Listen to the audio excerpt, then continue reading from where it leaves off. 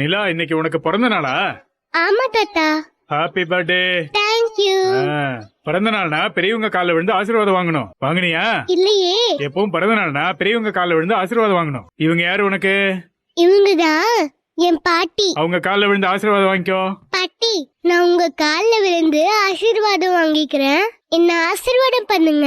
சரிடா, நல்லா இருடா தங்கம், தீர்க்காயுசோட நல்லா இருக்கணும். இவங்க உங்களுக்கு ஹாப்பி தானே? ரொம்ப. என் பட்டுக்குட்டி.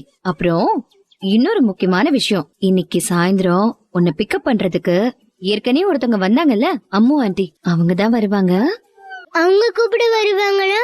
அப்போ நீங்க ஃபங்க்ஷனுக்கு வர மாட்டீங்களா?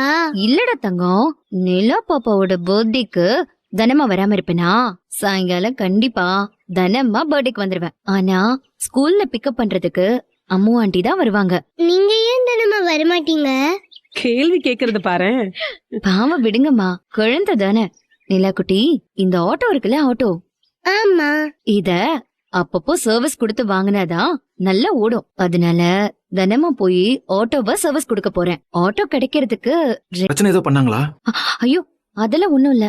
இங்க பாருங்க சிஸ்டர், எங்க வீட்ல இருக்கிறவங்க என்ன சொல்றாங்கங்கறத வச்சு நீங்க எந்த முடிவு எடுத்துற வேண்டாம். அதெல்லாம் இல்ல சண்முகம், அத்தை அதை நினைச்செல்லாம் சொல்லல.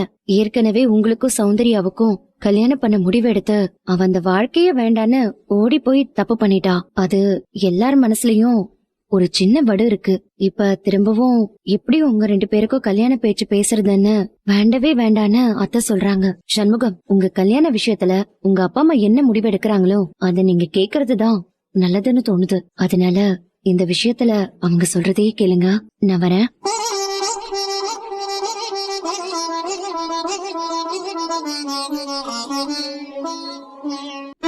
போதண்டா.